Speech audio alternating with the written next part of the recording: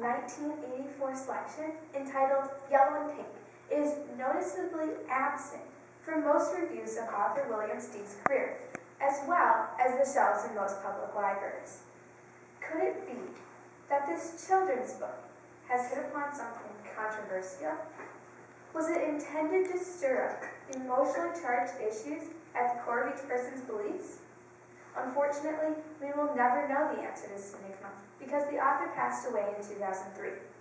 However, as Christians, if we are to view this work as an allegory, we had better know the answer to the last question. Yellow and Pink by Willam Steig. Two small figures made of wood were lying out in the sun one day on an old newspaper. One was short, fat, and painted pink. The other was straight, thin, and painted yellow. It was hot and quiet, and they were both wondering. After a while, the yellow one sat up and focused his gimlet eyes on the pink one. "Do I know you?" "I don't think so." "Do you happen to know what we're doing here?" "No, I don't even remember getting here." "Me neither."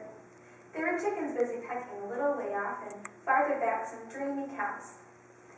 "I can't help wondering how we got to be here.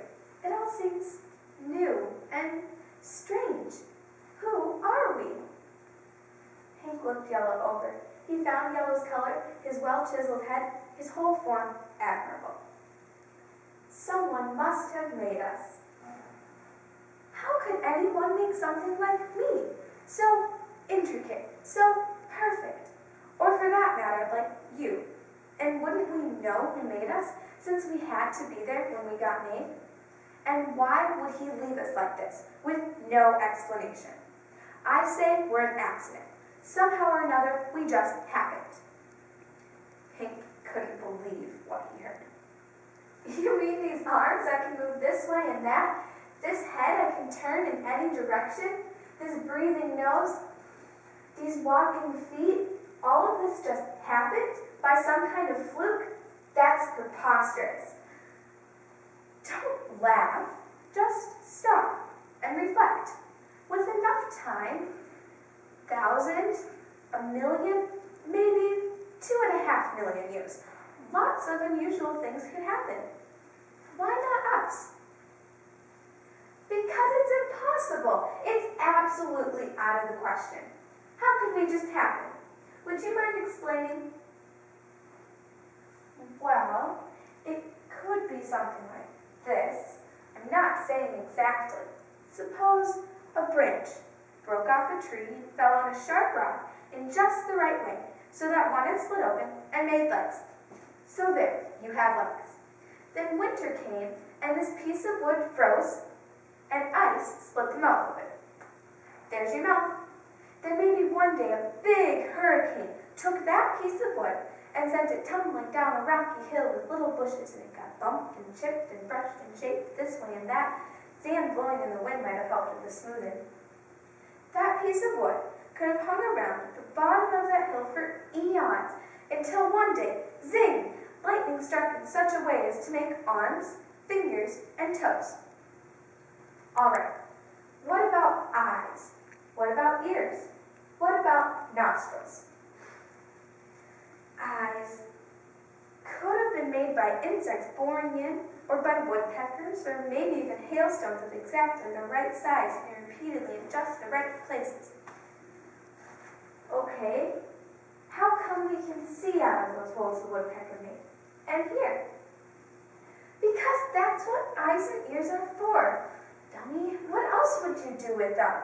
Those cows over there see with their big eyes. This ant sees with his teeny eyes. We see with ours."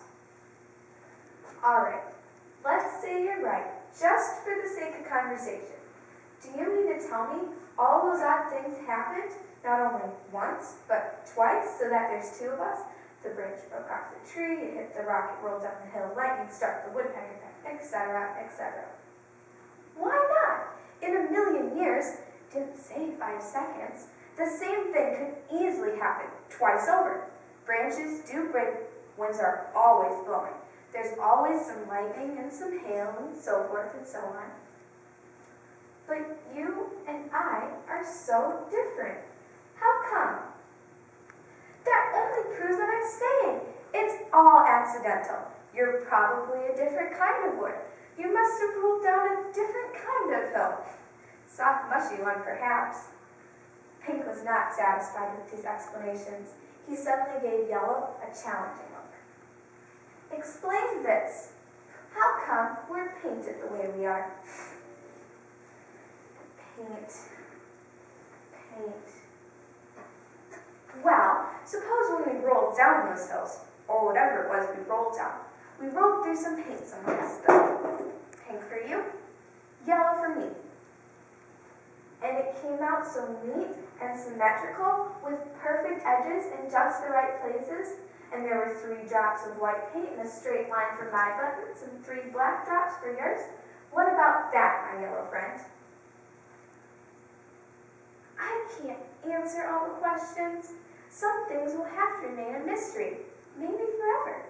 But why are we arguing on such a fine day? Just then, a man who needed a haircut came shambling along, coming after him. He picked up Pink and looked him over. Then he picked up Yellow and looked him over.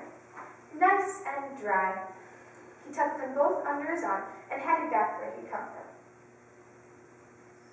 Who is this guy? Pink didn't know.